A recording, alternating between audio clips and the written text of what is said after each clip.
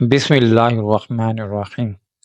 مجھے اپنے دوست کی بات پر یقین نہیں آ رہا تھا کہ کیسے ایک عورت یہ سب کر سکتی ہے۔ کوئی بھی عورت ایسی بے حیائی نہیں کر سکتی۔ میں نے کہا کہ شہباز، تمہیں کوئی غلط فہمی ہوئی ہے، کھلے عام دبئی میں یہ کام ہو ہی نہیں سکتا۔ مجھے کہنے لگا کہ میں سچ کہہ رہا ہوں، میں نے کئی بار دبئی کے ساحل سمندر پر اس عورت کو برہنہ دیکھا۔ میں نے کہا کہ اگر تم یہ بات لندن، امریکہ، ڈنمارک کے لیے کہتے تو میں یقین بھی کر لیتا، لیکن ایک اسلامی ملک میں یہ بات یقیناً جھوٹ ہی لگے گی۔ میں بھی یہ بات کہہ ہی رہا تھا کہ جب شہباز نے گہری سانس لی اور اپنا موبائل جیب سے نکالا اور ایک ویڈیو مجھے دکھانے لگا۔ جیسے جیسے وہ ویڈیو میں دیکھ رہا تھا، میرے ہوش اڑنے لگے تھے۔ اس لڑکی کا حسن ایسا تھا کہ کوئی بھی مرد نظر نہیں جھپک سکتا تھا، اور جیسا شہباز نے بتایا تھا وہ ویسے ہی تھی۔ میں نے فوراً سے اپنی نظریں جھکا لیں اور واپس اپنے گھر لوٹ آیا، لیکن گھر آ کر بھی میرا دماغ اسی نیج پر سوچ رہا تھا جتنا اس بارے میں سوچتا ہوں مجھے بے یقینی سی ہونے لگتی۔ مجھے اس قدر تجسس ہونے لگا کہ میں اس بات کو نظر انداز نہیں کر سکا تھا۔ آخر کون تھی وہ لڑکی؟ میں نے شہباز سے کال کر کے پوچھا کہ آخر اسے یہ ویڈیو کہاں سے ملی۔ کہنے لگا کہ اس کے ایک دوست نے بھیجی ہے اور یہ بھی کہا ہے کہ اس بات کو راز میں رکھا جائے۔ میں سوچ چکا تھا کہ میں بھی آدھی رات کو ساحل سمندر پر جا کر دیکھوں گا کہ کیا واقعی اس بات کی کوئی حقیقت ہے یا پھر یہ کوئی فیک نیوز ہے جیسے کہ اسلامی ملک کو بدنام کرنے کے لیے پھیلایا جا رہا ہے۔ اس لیے میں اکیلا ہی رات کو دبئی کے ساحل سمندر میں چلا گیا۔ سردیوں کی راتیں تھیں اور سرد ہواؤں کی وجہ سے بہت کم لوگ ہی وہاں کا رخ کرتے تھے۔ زیادہ تر وہاں پر اس وقت منچلے ہوتے تھے جو کہ آوارہ گردی کے ارادے سے آدھی رات کو وہاں پہنچتے تھے۔ لیکن جس وقت میں وہاں پہنچا، پورا ساحل سمندر سنسان پڑا ہوا تھا۔ آج سردی کا درجہ حرارت عام دنوں سے زیادہ تھا۔ میں جیکٹ پہنے، ہاتھوں میں دستانے پہنے بھی کپ کپا رہا تھا، لیکن میرے اندر کا تجسس ایسا تھا کہ میں نے سرد موسم کی بھی پرواہ نہیں کی تھی۔ میں ساحل سمندر میں اسی جگہ پر موجود تھا جہاں میرے دوست نے اس لڑکی کے بارے میں بتایا تھا۔ وہاں پر پانی کی لہروں کے شور کے علاوہ اور کچھ بھی نہ تھا۔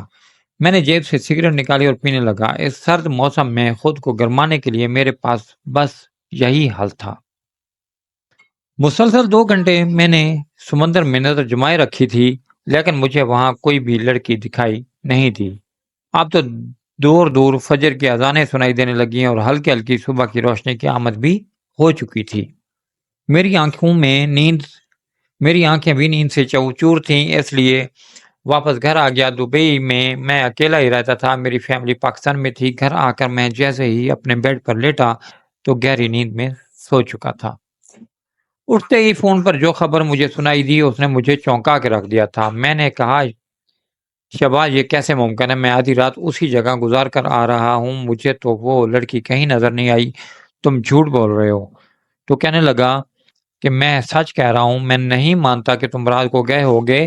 اگر تم وہاں گئے ہوتے تو یقیناً تمہیں یہ سب نظر آ جاتا۔ میں جتنا حیران ہوتا اتنا ہی کم تھا۔ میں بار بار شہباز کی بات پر حیران تھا کہ جس جگہ کا اس نے مجھے بتایا تھا میں آدھی رات تک وہیں موجود تھا۔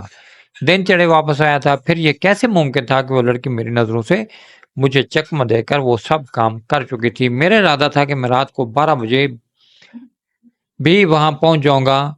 میں نے ایسا ہی کیا تھا۔ رات کو 12 بجے میں دوبارہ دبئی کے ساحل سمندر پر موجود تھا، لیکن اس بار میں یوں سامنے کھڑا نہیں ہوا تھا۔ مجھے لگا شاید مجھے دیکھ کر وہ لڑکی ادھر ادھر ہو چکی ہوگی، اس نے خود کو چھپا لیا ہوگا۔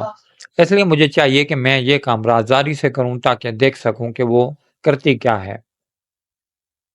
اس لیے ساحل سمندر کے کنارے پر بہت سی لانچیں کھڑی ہوئی تھیں۔ میں انہی لانچوں میں سے ایک کے اندر چھپ گیا۔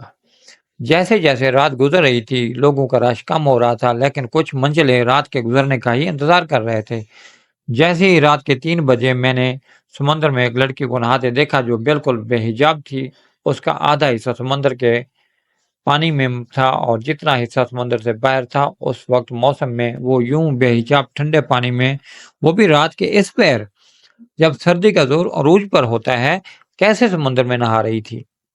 یہ دیکھ کر میری عقل بھی حیران تھی۔ ان منچلوں میں سے ایک نوجوان نے جب اس لڑکی کو دیکھا تو اس کی طرف بھاگنے لگا۔ میں حیران تھا کہ یہ نوجوان کیا پاگل ہے؟ جو اس سردی میں سمندر میں جا رہا ہے؟ حالانکہ میری نظریں انہیں پر جمی ہوئی تھیں۔ وہ لڑکی کافی گہرے پانی میں تھی اور وہ دونوں جوان بھاگ کر اس کی جانب بڑھ رہے تھے۔ جیسے ہی اس لڑکی نے نوجوانوں کو دیکھا تو انہیں اپنے پاس آنے کا اشارہ کرنے لگی۔ اس کی سفید رنگت کو دیکھ کر اور لمبے سنہری بالوں کو دیکھ کر اس کے حسن کے اسیر ہو گئے تھے۔ میرے پاس دوربین تو موجود تھی۔ میں جلدی سے دوربین پکڑی اور دوربین سے دیکھنا شروع کیا، لیکن رات کے اندھیرے میں مجھے کچھ بھی ٹھیک سے نظر نہیں آ رہا تھا۔ پھر سیل سمندر میں اس وقت روشنی بھی بہت کم تھی اور دوربین دیکھنے کے باوجود مجھے ٹھیک سے کچھ بھی نظر نہیں آ رہا تھا۔ میں نے دیکھا کہ وہ دونوں نوجوان سمندر میں بھاگتے ہوئے گہرے پانی کی جانب جا رہے تھے، اور اس کے بعد اس لڑکی کے پاس پہنچے۔ سمندر میں اس وقت جو نظارہ میں نے دیکھا تھا، میری آنکھیں شرم سے جھکنے لگی تھیں۔ وہ لڑکی ان لڑکوں کے ساتھ معانقہ کر رہی تھی۔ اس سے پہلے کہ وہ لوگ اپنی بےہودگی میں آگے بڑھتے، اس لڑکی نے ایسا کام کیا کہ میرے ہوش اڑ کے رہ گئے۔ میں 2 دن سے بخار میں مبتلا تھا۔ ڈاکٹر کے مطابق شاید مجھے ٹھنڈ لگ چکی تھی۔ میرا بخار 103 اور 104 تک پہنچ گیا تھا۔ میں آنکھیں بند کرتا تو وہی منظر میری آنکھوں میں کسی فلم کی طرح سے چلنے لگتا اور میں کانپ کر اٹھ بیٹھتا۔ شہباز میرے ہی پاس موجود تھا، میرے سر پر ٹھنڈے پانی کی پٹیاں کر رہا تھا تاکہ میرا درجہ حرارت کچھ کم ہو سکے۔ جب کہ میں کچھ ہوش میں آیا تو شہباز کو پریشان حال دیکھ کر میں نے کہا کہ تم یہاں پر کب سے ہو؟ وہ کہنے لگا جب سے تم یہاں پر ہو۔ کہنے لگا کہ تمہیں وہاں کے ماہی گیروں نے اپنی لانچ پر بے ہوش پڑے دیکھا تھا۔ تمہاری جیب میں اس وقت موبائل میں میرا ہی نمبر آخر میں تھا، اس لیے انہوں نے مجھے ہی کال کر دی۔ جب میں نے یہ سنا تو تمہارے پاس پہنچ گیا۔ بڑی مشکل سے تو میں ہاسپٹل لے کر آیا ہوں۔ میں نے غور کیا تو میں ہاسپٹل کے کمرے میں تھا، میرے ہاتھ میں ڈرپ لگی ہوئی تھی۔ وہ کہنے لگا کہ تم پچھلے 2 دن سے بے ہوش ہو اور ابھی تمہیں ہوش آیا ہے۔ میں نے کہا کہ جو کچھ میں نے دیکھا مجھے تو لگا تھا کہ میں شاید ہوش میں ہی آؤں گا کہ نہیں۔ شہباز کہنے لگا کہ کیا ہوا ایسا بھی جو تم نے دیکھ لیا، اور تم رات کو سیل سمندر میں کیا کرنے گئے تھے؟ میں نے کہا وہی میرا تجسس۔ یہ سن کر شہباز مسکرانے لگا، کہنے لگا تو پھر کیا ہوئی ملاقات ہوئی ایک لڑکی سے؟ میں نے اسمات میں سر ہلا دیا۔ میری اس بات پر اس نے حیرت سے پوری آنکھیں پھاڑے مجھے دیکھا تھا۔ کہنے لگا جھوٹ۔ میں نے کہا کہ نہیں، میں سچ کہہ رہا ہوں، ایک لڑکی تھی، اور یہ خبر جو تم نے مجھے بتائی وہ فیک نیوز نہیں ہے بلکہ سچائی پر مبنی ہے۔ لیکن مجھے حیرت اس بات کی ہے کہ اس یک بستہ سرد ہواؤں میں اور اتنی سردی میں وہ لڑکی ٹھنڈے سمندر کے پانی میں رات کے اس پیر بالکل بے حجاب کیسے پانی میں رہ سکتی تھی؟ شہباز کہنے لگا کہ مجھے تو کوئی اور ہی چکر لگتا ہے۔ اس نے نظریں چرائی تھیں۔ مجھے بھی اس کی بات پر اتفاق تھا۔ میں نے کہا کہ تم سچ کہہ رہے ہو، وہ نظارہ میں نے رات کو دیکھا، میرا تو دل ابھی تک سوچ کر کانپ رہا ہے۔ مجھے بھی لگ رہا ہے کہ جو تم سوچ رہے ہو وہی سچ ہے۔ وہ کہنے لگا پھر کیسے اس مسئلے کو حل کرنا ہے، کیونکہ بڑے افیسر نے آخری وارننگ دے دی ہے۔ اگر اب بھی اس بات کا حل نہ نکلا تو سمجھو ہم دونوں کی نوکری خطرے میں ہے۔ ہم دونوں ہی خفیہ ایجنٹ تھے۔ نوکری کرنا میرا اپنا انٹرسٹ تھا، کیونکہ شروع سے ہی میرا مزاج کچھ کھوجی قسم کا تھا۔ کچھ دنوں سے ہمیں ایک ایسی خبر موصول ہو رہی تھی کہ جس نے دبئی کو ہلا کے رکھ دیا تھا۔ اس کے باوجود منچلوں کا یہ علم تھا کہ سیل سمندر جانے سے باز نہیں آ رہے تھے۔ لڑکی ایسا کون سا جادو کرتی تھی کہ لڑکے اس کے پیچھے پاگل سے ہو جاتے تھے؟ اس کے بعد میرے دوست نے مجھے ایک ایسا مشورہ دیا کہ میرے ہوش اڑ کے رہ گئے۔ میں نے کہا یہ کیسے ممکن ہے؟ وہ کہنے لگا کہ اگر تم یہ کام کر لو تو سارا راز فاش ہو جائے گا، ہمیں پتہ چل جائے گا کہ وہ لڑکی کیا ہے، کون ہے، اور کیوں یہ یوں بے حجاب ہو کر لڑکوں کو اپنے پاس بلاتی ہے، اور پھر وہ لڑکے نامرد ہو جاتے ہیں۔ اب تک کوئی بھی اس لڑکی کو پکڑ نہیں پایا تھا۔ وہ لڑکی بہت چال باز اور شاطر تھی، کیونکہ جیسے ہی کوئی پولیس کا اہلکار وہاں جانے کی کوشش کرتا، وہ لڑکی کئی دن تو غائب ہو جاتی۔ حیرت کی بات یہ تھی کہ وہ لڑکی کیسے جانتی تھی کہ اس کے پاس آنے والا نوجوان ہے یا ایک پولیس افیسر یا پولیس اہلکار ہے، اور اتنی سردی میں لڑکی کا ٹھنڈے پانی میں رہنا تجسس کن بات تھی۔ اس کی صحت کیسے اس بات کی اجازت دے سکتی تھی؟ میں وہاں پر لانچ کے اندر سردی کی وجہ سے اور اس منظر کو دیکھنے کی وجہ سے بے ہوش ہو چکا تھا۔ بہت ٹھنڈ لگنے کی وجہ سے مجھے بخار ہو گیا تھا۔ پھر وہ لڑکی پانی کے اندر موجود تھی اور پھر بھی اس کی حالت، اس کی صحت قابل رشک تھی۔ میرے دوست کا کہنا تھا کہ شاید وہ کوئی جل پری ہو جو دبئی کے سیل سمندر پر نظر آ رہی ہے اور لڑکوں کو گھیر کر لے جاتی ہے، لیکن سوچنے کی بات یہ بھی تھی کہ اگر وہ جل پری تھی تو پھر وہ ان نوجوانوں کو زندہ کیسے چھوڑ رہی تھی؟ وہ نوجوان لڑکی کے پاس جاتا ہے۔ ان کا کہنا تھا کہ وہ جیسے ہی اس لڑکی کے حسن سے متاثر ہو کر اس لڑکی کے قریب ہوتے تھے، وہ لڑکی ان کے ساتھ معانقہ کرتی ہے اور اپنے دانت ہماری گردنوں پر گاڑ دیتی ہے۔ اس پر لڑکے بری طرح سے مچلنے لگتے ہیں اور پھر بے ہوش ہو جاتے تھے۔ جب انہیں ہوش آتا تو وہ نامرد ہو چکے ہوتے تھے۔ کئی نوجوانوں کی اس سلسلے میں موت بھی ہو چکی تھی۔ آج جو زندہ تھے وہ بھی اس لڑکی کے بارے میں زیادہ کچھ نہیں جانتے تھے۔ ایک ہی سوال ہمارے دماغ میں کل بلانے لگتا تھا، جس کا کوئی بھی جواب ہمارے پاس نہ تھا۔ ہم لوگ خفیہ ایجنٹ تھے، اس لیے پولیس میں ہمارا نام نہ تھا اور نہ ہی تصاویر، اس لیے افسران نے ہمیں یہ کام کرنے کے لیے کہا تھا اور انعام کے طور پر اچھی خاصی رقم کا بھی ہمیں کہا تھا۔ مجھے پیسوں کی اشد ضرورت تھی کیونکہ میری والدہ بیمار تھی اور میری بیوی کا فون آ چکا تھا کہ جلدی سے پیسے بھیجو، والدہ کے ٹیسٹ کروانے ہیں۔ ڈاکٹروں کو شک ہے کہ میری والدہ کو ہارٹ کا مسئلہ ہے اور اگر ابھی سے احتیاط نہ کی گئی تو انہیں ہارٹ اٹیک بھی ہو سکتا ہے۔ میں پریشان ہو گیا تھا، سوچ رہا تھا کہ پیسوں کا انتظام کہاں سے کروں، کیونکہ ہماری کوئی لگی نوکری نہ تھی اور نہ ہی ہمیں ماہانہ تنخواہ دی جاتی تھی۔ ہم ایسے خفیہ طور پر انفارمیشن لینی ہوتی تھی اور اسی کے پیسے ہمیں ملتے تھے، جیسے بس میرے گھر کا خرچہ ہی پورا ہو پاتا تھا۔ لیکن اب معاملہ میری والدہ کا تھا، مجھے ہر قیمت پیسے چاہیے تھے۔ یہی وجہ تھی کہ میرا سارا دھیان اس کیس کی جانب تھا۔ اگر یہ کیس میرے ہاتھوں حل ہو جاتا تو میرے پاس اچھی خاصی رقم ہوتی۔ ابھی میں نے یہی دیکھا تھا کہ وہ لڑکی ان لڑکوں کے ساتھ معانقہ کرتی ہے اور پھر ان کی گردن پر چپک جاتی ہے، لیکن جیسے ہی ان کی گردن پر لب رکھتی ہے تو لڑکے یکدم پانی میں تڑپنے لگتے ہیں اور پھر وہ لڑکی پانی کے اندر کہیں گم ہو جاتی ہے۔ یہی دیکھ کر میرے ہوش گم ہوئے تھے اور پھر سردی کی شدت کی وجہ سے سر میں شدید درد ہوا کہ میرا سانس لینا محال ہونے لگا تھا۔ پھر میں نہیں جانتا کہ میں کب ہوش کی دنیا سے غافل ہوا تھا، لیکن اب مجھے یہ کیس ہر حال میں حل کرنا تھا۔ اگر یہ کیس میرے ہاتھ سے حل ہو جاتا تو میری مشکلات میں کمی آ جاتی، مجھے ایک اچھی خاصی معقول رقم ملنے والی تھی اور میں یہ موقع ہاتھ سے جانے نہیں دینا چاہتا تھا۔ اس لیے میں نے شہباز سے کہا کہ میں یہ کام ضرور کروں گا اور اس لڑکی کا راز فاش کر کے ہی رہوں گا۔ 15 دن لگے تھے مجھے ٹھیک ہونے میں۔ اس کے بعد پورا پلان میں تیار کر چکا تھا۔ میں سوچ چکا تھا کہ اب اس لڑکے کا راز میں فاش کر کے ہی رہوں گا۔ یہ کیوں نوجوان لڑکوں کے ساتھ یہ سب کر رہی ہے؟ آخر اس کا مقصد کیا ہے؟ وہ انسان ہے یا پھر کوئی اور مخلوق؟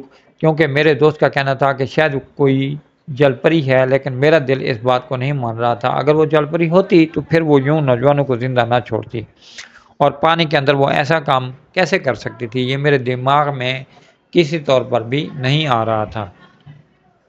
بہرحال میں ایک عام نوجوان کی طرح سیل سمندر پر چلا گیا اور کافی دیر اس لڑکے کا انتظار کرتا رہا۔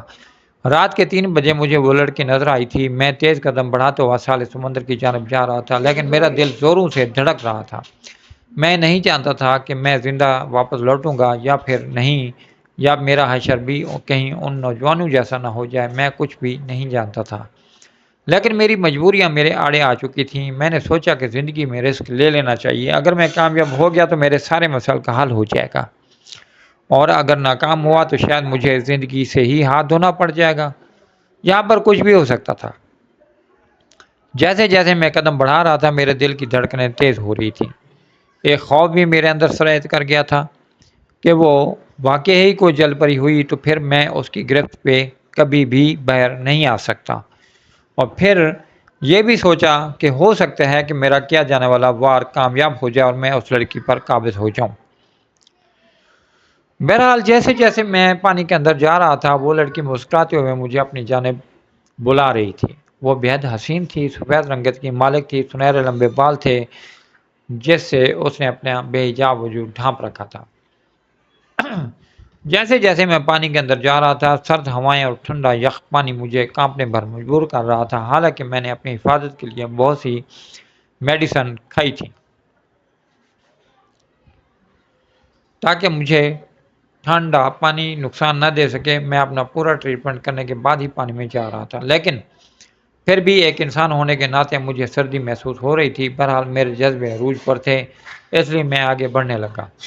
جیسے ہی میں اس لڑکی کے قریب گیا، اس کی آنکھوں میں نہ جانے کیا تھا، جادو تھا یا شاید کوئی نشہ تھا۔ دور سے مجھے اس کی آنکھیں چمکتی ہوئی دکھائی دے رہی تھی، جیسے کہ ان میں کوئی روش ہو، اور ان آنکھوں کو دیکھ کر میرا دل بے اختیار ہونے لگا، میرا وجود میرے قابو سے باہر ہونے لگا۔ میں کسی کٹی پتنگ کی طرح اس کی جانب بڑھنے لگا۔ مجھے لگ رہا تھا جیسے میں کسی جادو کے زیر اثر ہوں۔ وہ مجھے اپنی جانب آنے کا اشارہ کر رہی تھی اور میں چاہ کر بھی خود کو روک نہیں پا رہا تھا۔ میں دیوانہ وار اس کی جانب بڑھنے لگا۔ میرا جی چاہا کہ اس کے پاس جا کر سارے فاصلے مٹا کے رکھ دوں۔ عجیب بات یہ تھی کہ مجھے سردی نہیں لگ رہی تھی، مجھے موسم کا کچھ بھی اثر نہیں ہو رہا تھا۔ وہ جادوئی آنکھیں میرا سکھ چین لوٹ رہی تھیں، بس میرا دل تھا کہ میں فوراً سے اس لڑکی کے پاس چلا جاؤں اور ہر حد پار کر دوں، لیکن جیسے ہی میں اس کے پاس گیا، اس نے مجھے اپنے حصار میں لے لیا۔ میں بے خود سا ہونے لگا، میں نے بھی اسے اپنے ساتھ سمیٹنا شروع کیا۔ جیسے ہی اس کے زہریلے دانت میری گردن پر لگنے لگے، میں ہوش میں آیا تھا۔ مجھے لگا میں کسی ٹرانس سے باہر آیا ہوں، کسی جادو کے طلسم سے باہر نکلا ہوں۔ اس سے پہلے کہ وہ میری گردن پر دانت گاڑ دیتی، میں بھی دوسرے نوجوانوں کی طرح تڑپنے لگتا اور اپنا سب کچھ کھو بیٹھتا۔ میں نے جیب سے ایک تیز دھار والا چاقو نکالا اور اس لڑکی کے پیٹ میں گھونپ دیا۔ یکدم سے وہ پیچھے ہٹی تھی اور اپنے پیٹ کو پکڑ کر چلانے لگی۔ اس کا خون پانی کو سرخ کر رہا تھا۔ میری باقی کی ٹیم بھی وہیں سمندر پر موجود تھی۔ شہباز کے ساتھ 2-3 پولیس اہلکار ساحل سمندر میں موجود لانچوں میں چھپے ہوئے تھے، جو میرے ایک اشارے کے منتظر تھے۔ میں نے اپنی جیب میں ایک ہرے رنگ کا جھنڈا بھی رکھا تھا، جس سے مجھے ہاتھ سے اوپر کر کے یہ بتانا تھا کہ میں کامیاب ہو چکا ہوں۔ وہ لڑکی پانی میں ڈوبنے لگی اور تیرنے بھی لگی تھی۔ شاید وہ اپنے بچاؤ کے لیے بھاگ رہی تھی، لیکن میں نے اسے بھاگنے نہیں دیا۔ وہ شاید تیراکی کی ماہر تھی، بڑی تیزی سے اپنے زخم کے ساتھ ساتھ وہ تیراکی کر رہی تھی، لیکن تیراکی مجھے بھی آتی تھی۔ میں اس کے پیچھے جانے لگا۔ بہت جلد ہی میں نے اس کا پاؤں پکڑ لیا تھا۔ میرے دوست شہباز نے ایک ماہی گیر کو بھی اپنے ساتھ ملایا تھا اور لانچ اب میری جانب بڑھ رہی تھی۔ وہ لڑکی اپنا آپ مجھ سے چھڑانے کی کوشش کر رہی تھی، لیکن میری گرفت اس قدر مضبوط تھی کہ وہ میرے سامنے بے بس ہوئی تھی۔ میں دل ہی دل میں خوش تھا کہ میں اس کے طلسم میں آ کر بے ہوش نہیں ہوا اور عین وقت پر اپنی عقل کا استعمال کر کے اس لڑکی کے وار سے بچ کر اس لڑکی پر قابض ہو چکا تھا۔ کچھ ہی دیر میں وہ لانچ مجھ تک پہنچ گئی تھی اور وہ لڑکی بھی شاید زخم کی تاب نہ لاتے ہوئے مجھ سے اپنے آپ کو چھڑانے کے لیے کوششیں بند کر چکی تھی، یا شاید وہ بے ہوشی میں جانے لگی تھی۔ جیسے ہی لانچ مجھ تک پہنچی، میں نے فٹافٹ سے لانچ کا سہارا لیا اور اپنے دوست سے کہا کہ اس لڑکی کے پاؤں کو پکڑ لیں۔ اس لڑکی کا پاؤں ابھی بھی میری گرفت میں تھا، جسے میں نے شہباز کو لڑکی کا پاؤں پکڑایا۔ پولیس اہلکاروں کے ساتھ شہباز اس لڑکی کو پانی سے باہر نکال چکا تھا۔ اب وہ لانچ میں لیٹی ہوئی تھی، میں بھی لانچ میں سوار ہو گیا۔ میرا سانس بری طرح سے پھول رہا تھا۔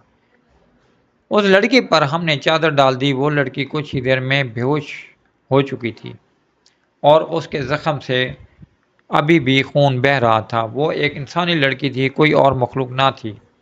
ابھی میرے ذہن میں یہ سوال تھا کہ یہ کس طرح سے پانی میں یوں تیر سکتی تھی یا رہ سکتی تھی، لیکن جب ہم اسے ہاسپٹل لے کر گئے تو ہم پر جو انکشاف کھلا، اس نے ہمارے ہوش اڑا دیے تھے۔ اس لڑکی نے اپنے اوپر ایسا ماسک پہن رکھا تھا جیسے کہ لگتا تھا جیسے وہ بے حجاب عورت ہو۔ پلاسٹک کے ماسک کو جب اتارا گیا تو نیچے سے وہ بالکل محفوظ تھی۔ اس نے ایسے کپڑے پہن رکھے تھے جس سے پانی اس کو نقصان نہیں پہنچا سکتا تھا۔ میرا تیز دھار چاقو بھی اسے اتنا زخمی نہیں کر سکا تھا کہ وہ جان سے ہاتھ دھو بیٹھتی۔ اس کے زخم ضرور ہو چکا تھا۔ لڑکی بے ہوش ہو چکی تھی اور 2 دن بعد اسے ہوش آیا تو ہم نے اسے کہا کہ وہ اپنا سچ بتائے، ورنہ ہم اس کے ساتھ اس سے بھی زیادہ برا پیش آ سکتے ہیں۔ وہ پکڑی جا چکی تھی۔ پھر جو راز اس نے ہمیں بتایا وہ ہمارے لیے غیر متوقع تھا۔ وہ یہ کہ وہ ایک ماہی گیر کی بیٹی تھی۔ اس کے والد کا جب انتقال ہوا تو مجبوراً اسے اپنا پیٹ پالنے کے لیے سمندر میں مچھلیاں پکڑنے کے لیے رات کو ہی اپنی لانچ میں سوار ہونا پڑتا تھا، اور وہ یہ کام کرتی تھی، تبھی اس کا گھر چلنے لگا تھا۔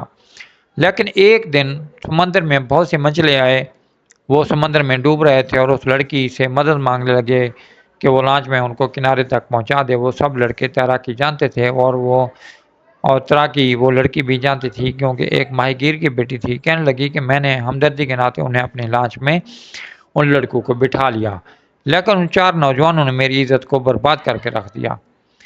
پھر یہ سوچ لیا تھا کہ وہ بدلہ ضرور لے گی تھی۔ ایسے نوجوان جو رات کے اندھیرے میں سمندر پر اپنی عیاشی کا سامان ڈھونڈتے ہیں، اگر انہیں کوئی لڑکی نظر آ جائے تو اسے برباد کر کے رکھ دیتے ہیں، ویسے نوجوانوں کو نہ مرد کر کے رکھ دے گی، اور وہ ایسا ہی کرتی تھی۔ اس لڑکی کو ہپنوٹائز بھی کرنا آتا تھا، جس سے وہ لڑکوں کو اپنی طرف میل کرتی۔ اس لڑکی نے اپنے منہ میں نقلی دانت لگا رکھے تھے، نشے کی دوا بھی تھی، اور وہ جس کو بھی کاٹتی وہ نشہ آور دوا اس کے اندر منتقل ہو جاتی۔ اس کی بات سن کر ہم اپنی ہی نظروں میں شرمندہ ہو گئے تھے۔ وہ کہنے لگی کہ اگر میں واقعی مجرم ہوں تو مجھے سزا دو، لیکن اس کے ساتھ ساتھ ان لوگوں کو بھی سزا دو جس نے میرے ساتھ گناہ کیا۔ ہمیں یہاں پر انصاف کہیں نہیں ملتا، چاہے وہ دبئی ہو یا پاکستان۔ اس لیے میں نے خود ہی ان نوجوان لڑکوں سے بدلہ لینے کا سوچا تھا۔ ہم نے اس لڑکے کا کیس خود لڑا تھا، وکیل بھی کروایا تھا، جس سے اسے زیادہ لمبی سزا نہیں ہوئی تھی، اور اس کا ماہانہ خرچہ بھی حکومت کی طرف سے باندھ دیا گیا تھا، تاکہ وہ اپنے گھر کا خرچہ چلا سکے اور جس سے وہ اپنے گھر کی کفالت آسانی سے کر سکے۔